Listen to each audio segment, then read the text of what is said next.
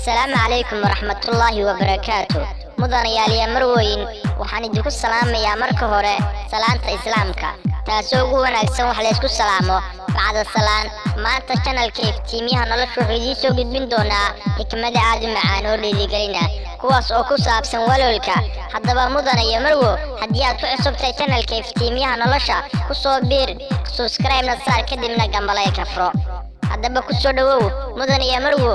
موضوعنا معناتها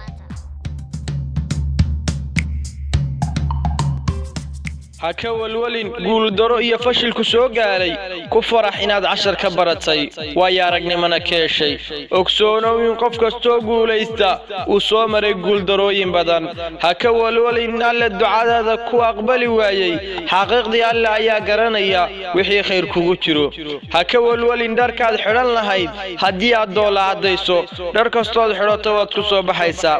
haka walwalin waxaadan awood u lahayn inaad xakamayso xaqiiqdii alla ma saarin garbahaaga culays aadan xamili karin dhibaatada adduunka oo dhan mas'uul kama tihid haka walwalin kuwa nacayb ka buuxo xaqiiqdii way cadhaysan yihiin sababtoo ah runta aad ka hadasho ayaa burisa beenta ay ku noolaayeen ee faafin jireen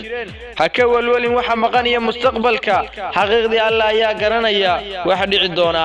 xooga saaro wanaaji waxaad maanta haysato haka walwalin haddaysan dadku ku jeclaan adigu jeclow naftaada haysu bedelin hana iska dhigin qof aadan ahayn say dadka kale ku jeclaadaan